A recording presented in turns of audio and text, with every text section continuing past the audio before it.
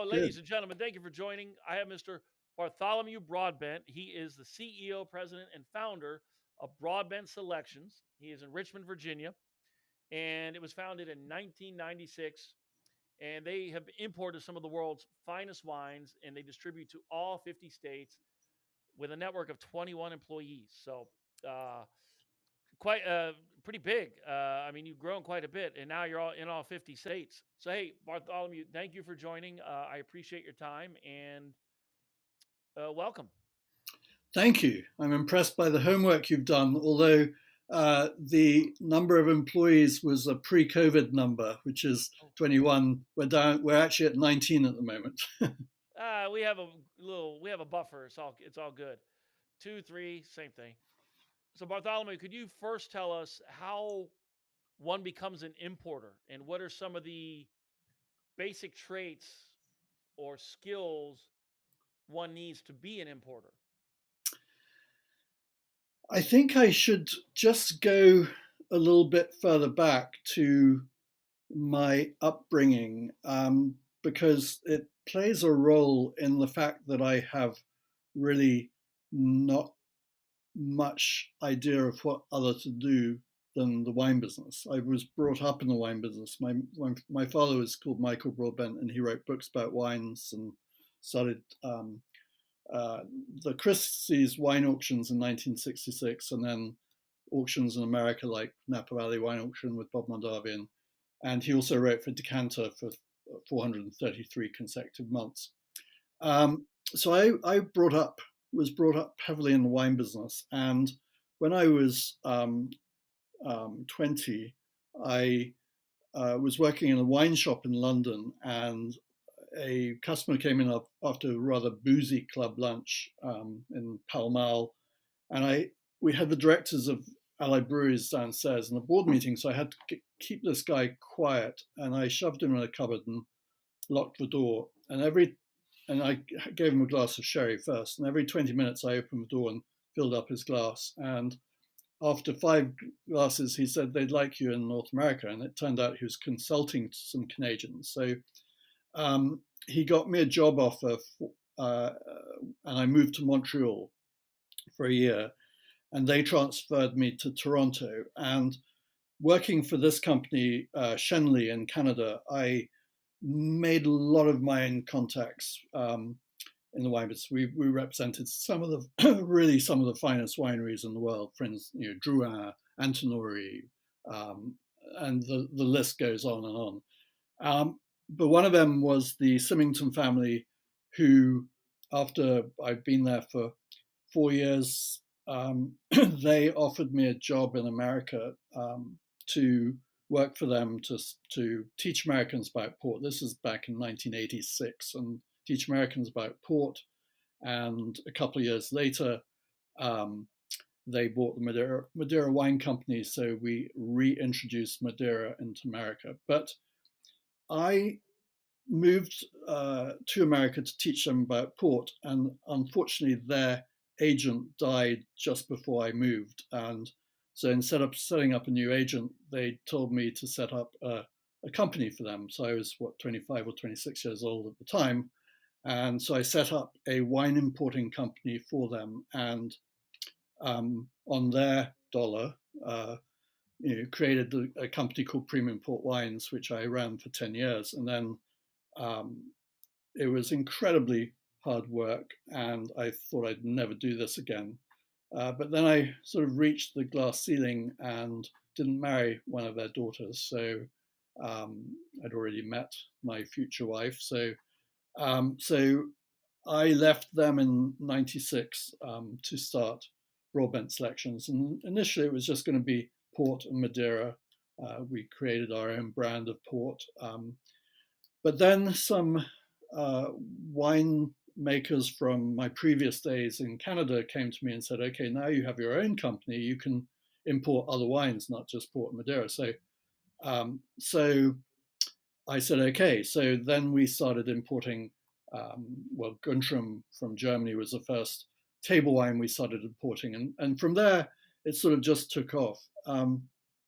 But it is a very, very, very tough business. I wouldn't personally recommend anyone get into wine importing because it's just teeth-pullingly difficult and hard work until you really make it. And it took me a long time to make it. We're 26 years old as a business, and I really feel that it took about 12 years to start feeling that this business is beginning to take off, and it really wasn't until the past 3 years that it really took off enormously. So just, oh, I'm sorry. Go ahead. Yeah, but it's a wine. It's certainly when you're starting. I think a lot of people who start wine importing companies, the easiest thing in the world is to find a wine to import into the US because there are over 1 million wineries. All of them want to be selling in America.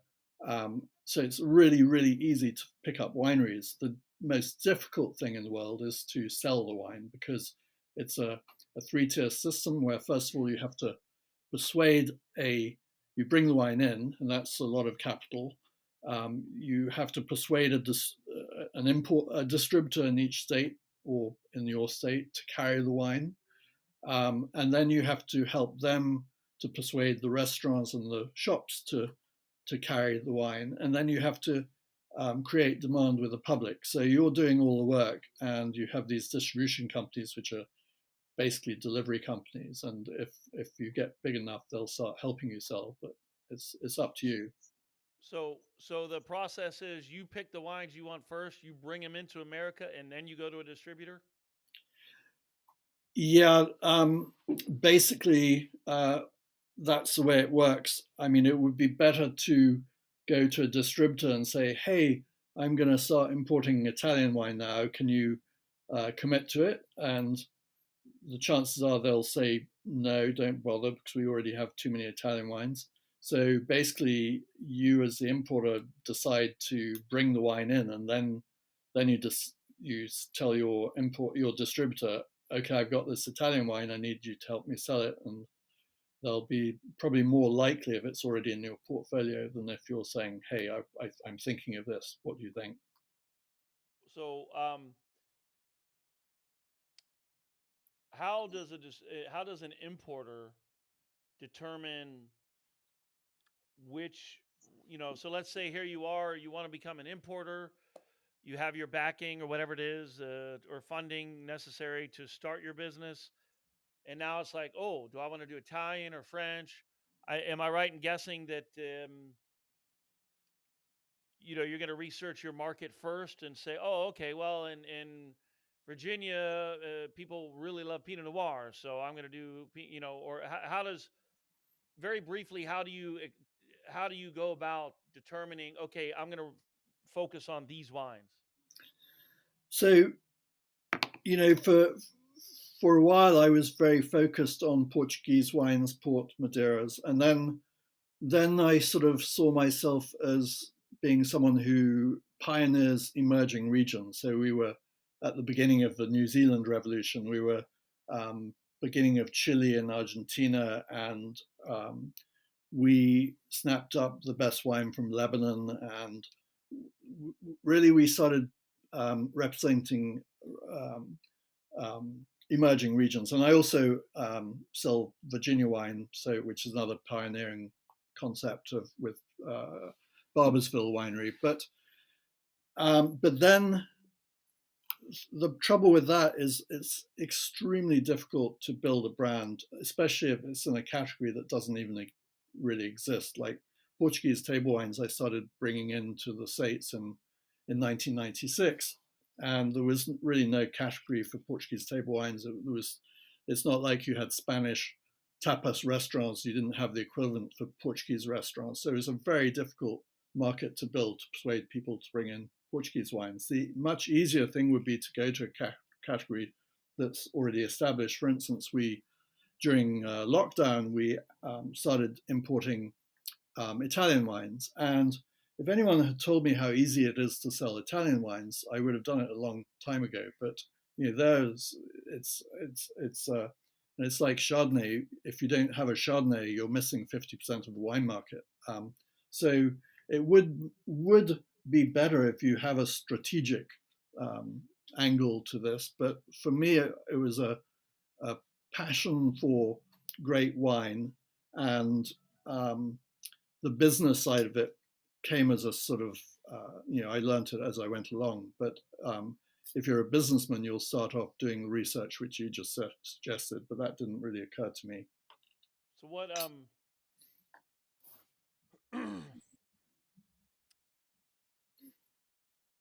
what can you briefly walk us through the fees involved?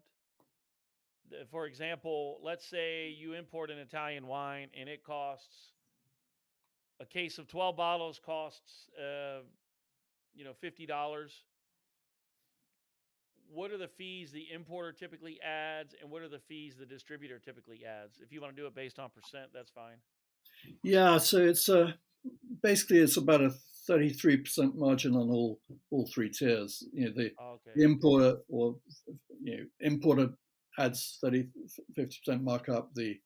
Then the distributor will do the same, and then the retailer will do the same. And of course, restaurants do more than that; they'll do 100 or 200% markup. But so if you're buying a wine for $10, then you do times 1.5 to get my price after adding the shipping. The shipping and duty is not very much; it's only about $10 a case. But then you would add 1.5 markup for the importer, and then that importer sells it to the distributor, who adds $6 or whatever it costs for them to get it from our warehouse to their warehouse, and then they would add 1.5 times 1.5, and then they sell it to the retailer, who adds 1 times it 1.5. So each step 1.5. Yeah, 3 times, and then. But for the importer, it's also, there's a lot of expense involved, especially getting your licenses in every state. First of all, you have to get your import license, and if there you go through background checks to make sure you're not you're not a felon or anything, and so if you pass that, you get your license, and then you have to get licenses in every state, and that takes an enormous amount of time, and in some cases, enormous amount of money. And then you have to register each label to sell in those states. And in some states like Connecticut, it's really, I don't know, $250 per label. So if you have a book of about, in our case, we represent 40 wineries. That's about probably, let's say, at least 400 SKUs, 400 different wines that we sell. And if we want to sell them all in a place like Connecticut, it's hugely expensive. Some states, you just register the label, and you don't really have to pay much. But some of it, you have to be really careful if you want to look at some states. And so one of the things I get questions from European wineries, they'll reach out to me wanting to know how they can get their wines into the United States. Obviously, they need an importer, but for any winery out there watching this that's not in America and wants to get their wine into America, what advice would you give them so they can get their wines in America? Yeah, I mean, it's all about relationships. It's not what you know, it's who you know. And all of my wineries, for instance, are family owned. I have a personal relationship with all the winemakers. Just today alone, I've probably received a dozen solicitations from wineries. Every single day we get dozens of solicitations from wineries all around the world who want to be in this market. Most of them we just delete. In the case of somewhere like South Africa, where all the wineries then know who I am, and sort of, if they address it to me personally, I'll reply and say, I'm so sorry, we've got enough South African wineries already. But most of them just you just have to delete. You can't reply to them all. They're just too many.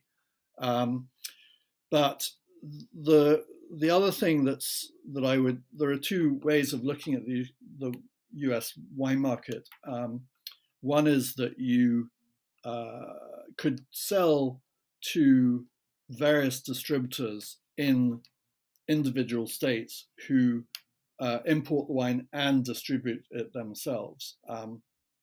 So you could have a network of 20 importers in the US. You're dealing with 50 different countries in the US. So probably maybe 20 of them can import the wines into their state and sell it themselves. The others have a three-tier system where by law there must be an importer, wholesaler, and retailer. All three must be separate entities. So one of the problems if they start off going to a importer distributor, they have to be really careful. They need to make sure they get their pricing right, because if they ever decide they want to become a national brand, then they want to go to a national importer, and that will suddenly add another markup to the wine. So if they sell direct to a distributor who is also importing the wine, I would say make sure you add an extra tier of pricing. So that if you ever decide to go national,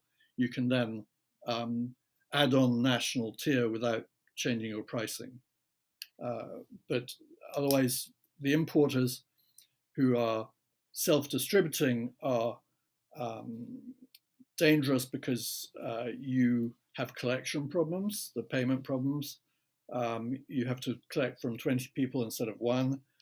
You also have pricing issues where you really want a retailer in California who's going to, the first thing they do when they look at a wine is to go to winesearcher.com to see if how the wine is priced at other places.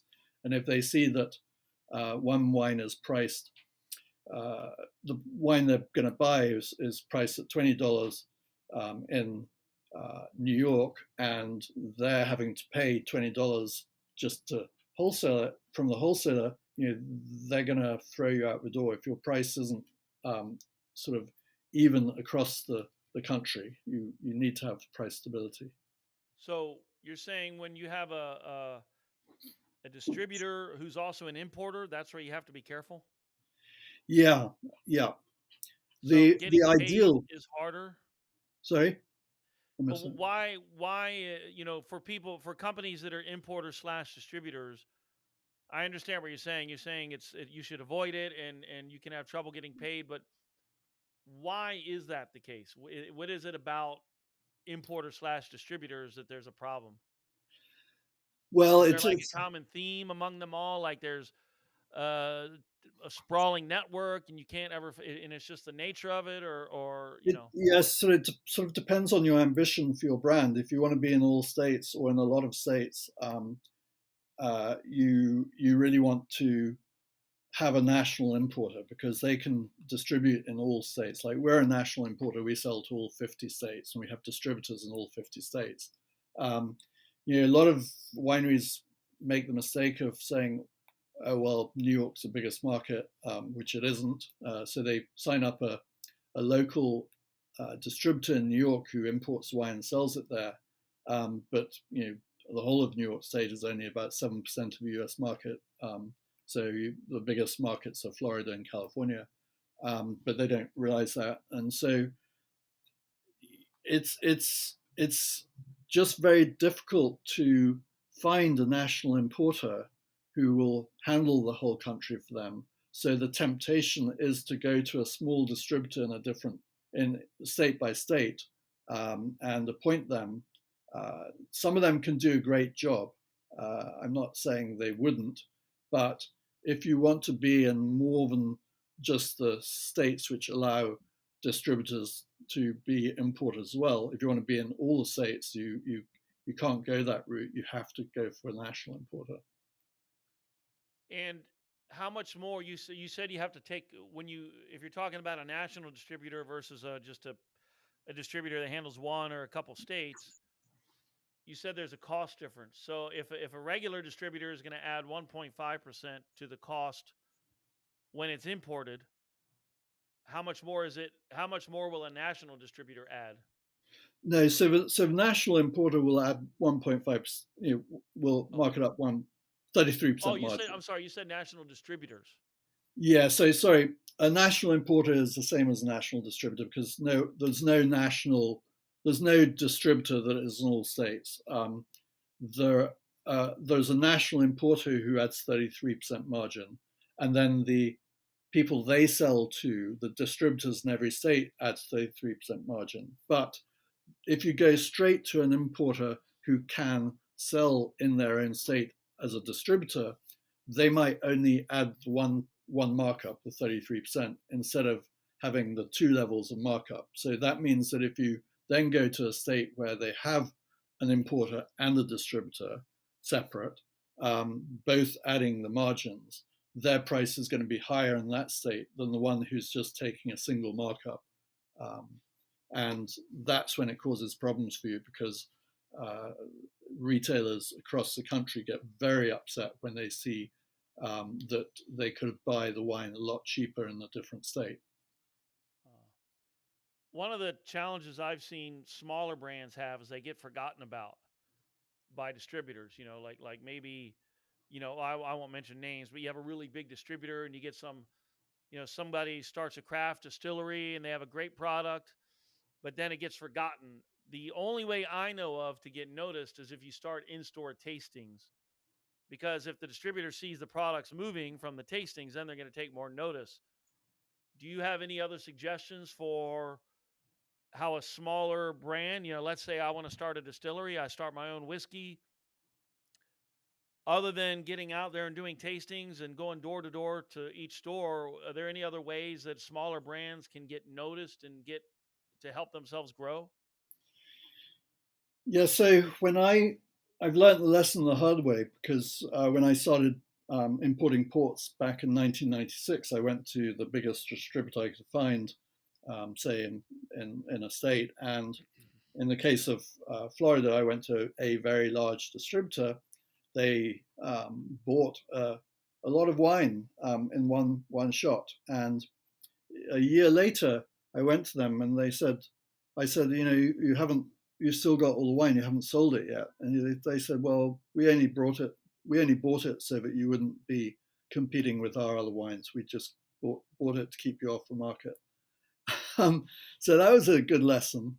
But yeah, I mean, the problem with this country is it's also a very expensive country to sell wine in, because if you're going to succeed, let's say you're a winery from abroad and you're going to succeed in this country, you have to commit to coming here at least once a year for a couple of weeks at a time. When Konstantin Guntrum we started importing him. He was here for 6 months the first year. But the trouble is, yes, you need the big distributors aren't going to pay any attention to you because they've got huge wineries breathing down their neck, pressuring them to make numbers. So a little winery they don't care about. So the alternative is to go to a small distributor. There they might actually try and sell the wine, but their small distributors come and go very easily. They don't. Not very many of them survive. A few do, but your best bet is a mid-sized distributor who's going to pay attention to you, but can still pay the bills. And then it's up to you or to help them sell the wine. No distributor is going to sell the wine without some sort of help from you. You have to provide budgets for them. You have to provide incentives to the salespeople. You have to do depletion allowances and purchase allowances to get them to buy more wine. But doing in-store tastings is crucial, and winemaker dinners is crucial, because you have to drive a local demand. You have to go to the press as well. You have to, getting reviews in the key press is also essential, because that really does drive distribution. If a retailer sees that a school got 96 points, they're probably more likely to bring it into their shop than if it's got no score. So you talked about your hard lesson in Florida. How can a brand protect themselves from getting screwed like that? Is there maybe you have a contract you sign, or because I've heard not just with that example, but I've heard other examples of how people they get signed on with the distributor, and maybe it's not a big distributor, but the distributor just doesn't really do anything. So how can you, as a smaller brand, kind of ensure yourself or protect yourself from being just stuck? You can't. Okay. You can't do that. And by the way, I've never signed a contract with any of my distributors or any of my suppliers. My word is my bond, and I find a contract is just an excuse. It's a way of people making excuses, and then it just makes it difficult to get out of the relationship. So, but it is all about relationships. You need to have a relationship with that distributor, and you need to build that relationship with all their salespeople. You need to because without the relationships, the distributor is not going to sell your wine And unless they're really small and they don't really have many um, many suppliers. But what most are what are a couple of tactics that I mean, I know how to build relationships. I mean, it just really just comes down to being a human being and connecting with people. But what steps can a company do to better build those relationships with the distributors? I mean, my first thought would be if I have a whiskey, I have my own whiskey I've released, then I would go to the distiller or the distributor and say, hey, I'd like to do a sampling with your team and do a training on it. Is that one of your favorite examples, or do you recommend something else? Or I mean, staff training is important because you have to train their staff. But you're going to get resistance from the distributor if you're not already. So the best way to gain their confidence is to generate sales for them.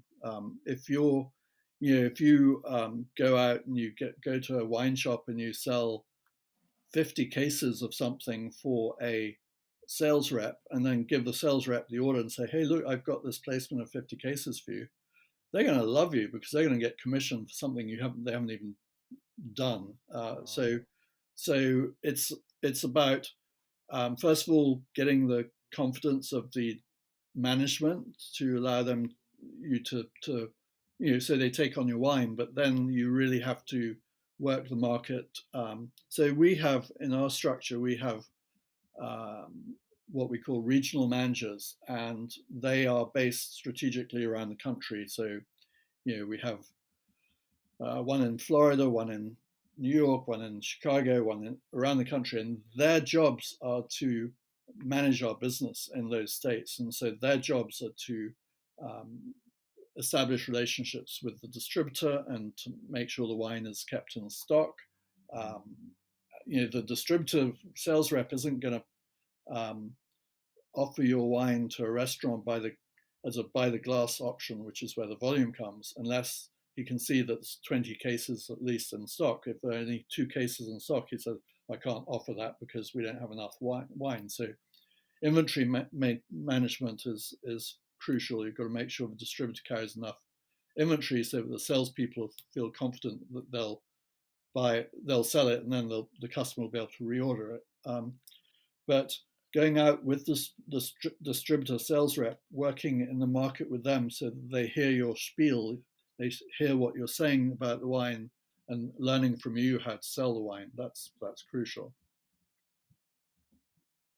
have you had much experience with promotional agencies that do in-store tastings? I don't. We don't really use them because, well, for a start, those are usually in big grocery stores, and if you've got your wine in a big grocery store, you're doing really well because that's really, really tough to get into. But the other problem with the promotional agencies is some person who knows nothing about wine is hired to go and pour your wine. They're just going to pour it, and maybe people will sample, maybe they won't really educate that way.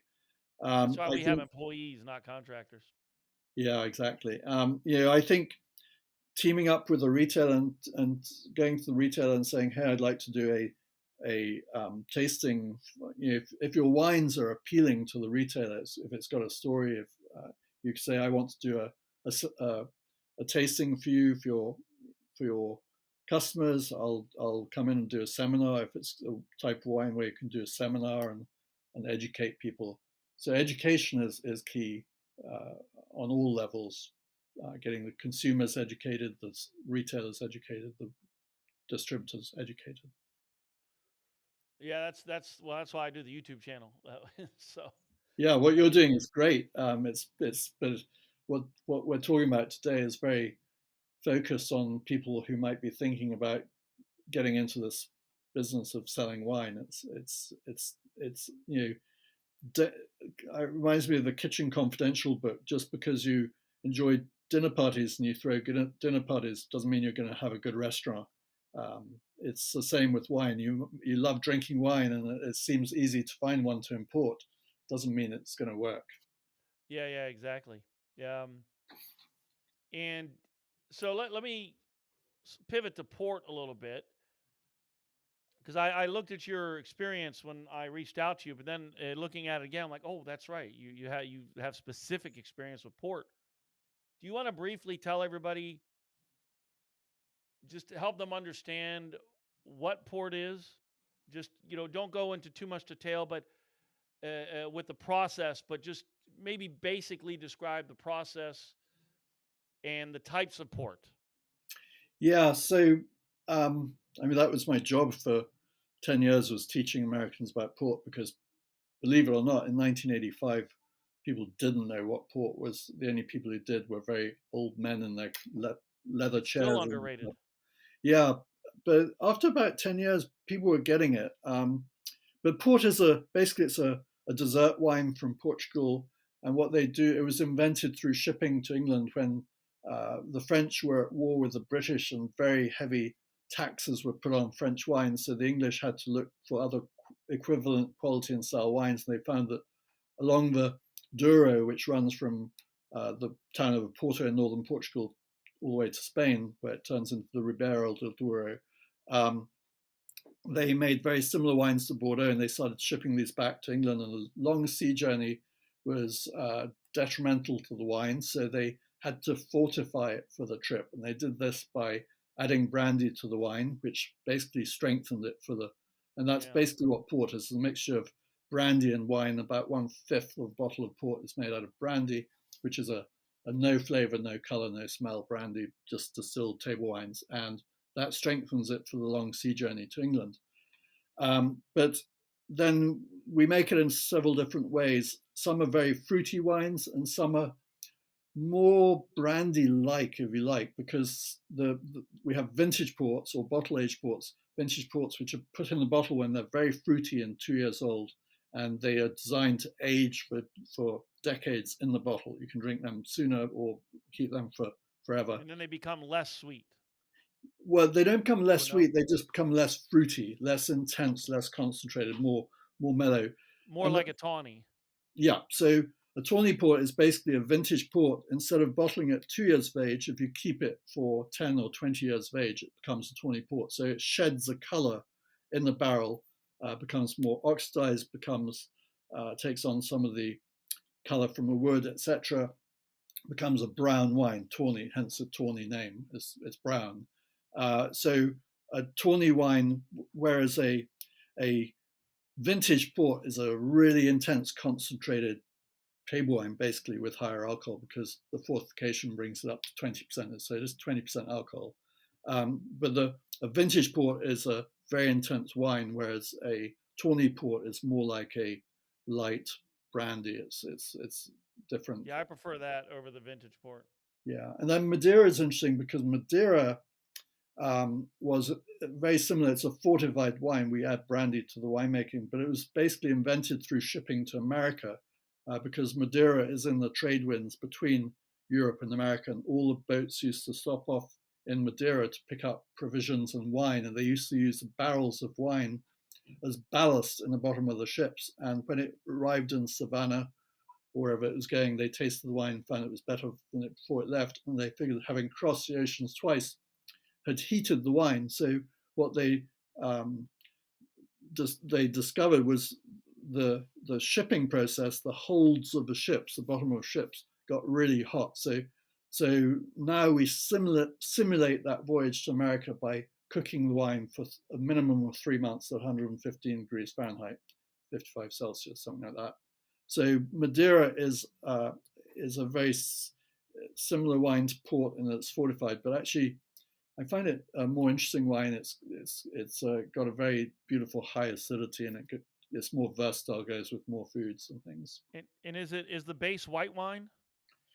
With Madeira, it could be white or it could be red, but after going through the heating process, they all end up brown. They're just a brown color. But the nice thing about Madeira is because you've done the worst thing you can do to any wine, which is heat it, but that's what creates Madeira. You can, it's indestructible. You can keep a bottle open forever, even after opening it, it doesn't go off. Yeah, I know fortified wines stay good longer after they're open than regular wine. Yeah, certainly port does for a few months, but Madeira does for years. You can keep it open for 20 years. After you opened it? Yeah. Oh, wow. Didn't know that. Yeah.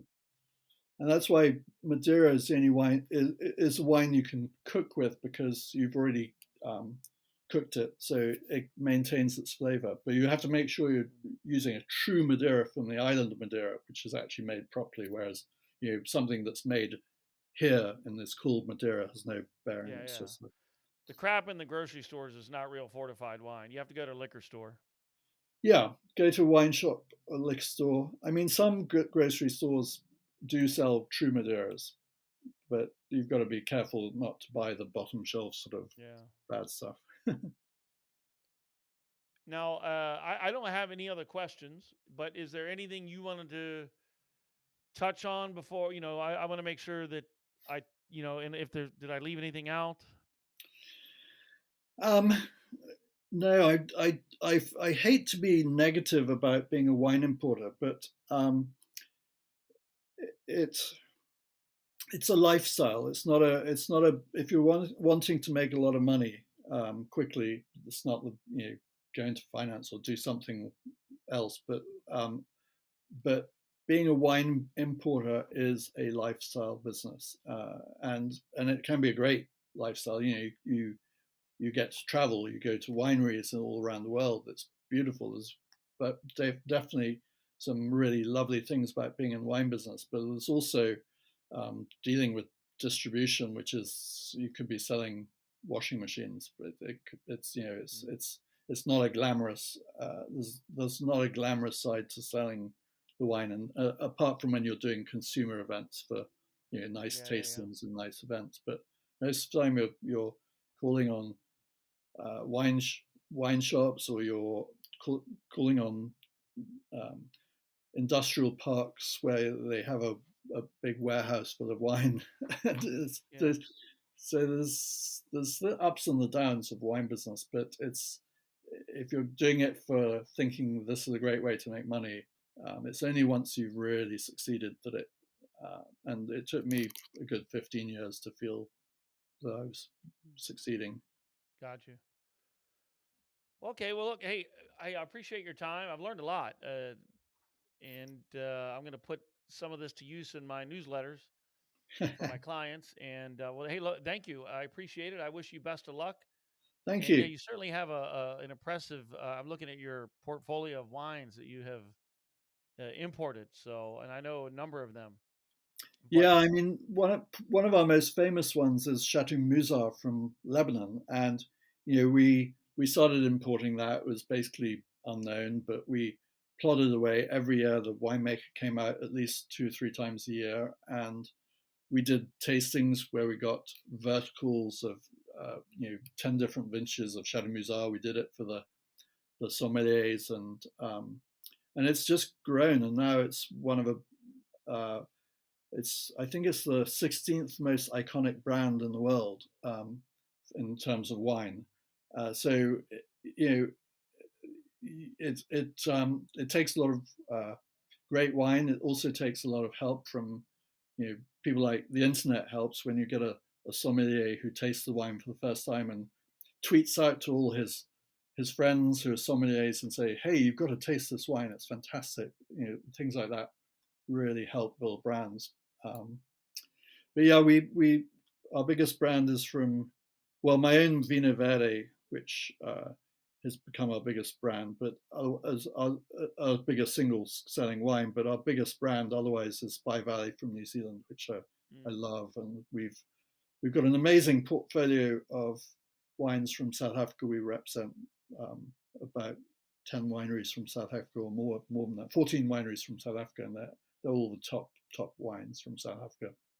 And then we've just started importing Burgundies. I don't know if that's even on our website yet, but we've got 3 Burgundy houses and 3 Italian producers, which are new. And so my website is broadbent.com, just my last name and .com. And I hope people explore that. They're all family owned, and nice. Yeah. Well, cool. Hey, again, thank you for your time. I wish you the best, and I learned a lot. I appreciate it. Thank you so much. Really, really good chatting to you. I hope to see you soon.